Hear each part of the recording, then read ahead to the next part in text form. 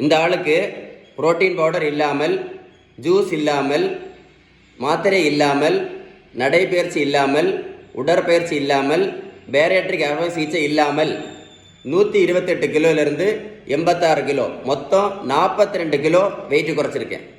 உங்களுக்கு weight loss பற்றி ஏதாவது உதவி வேணும் அப்படின்னா உங்கள் வெயிட்டை என்னுடைய வாட்ஸ்அப் நம்பர் 9443487004க்கு கண்டிப்பாக அனுப்பி வைங்க.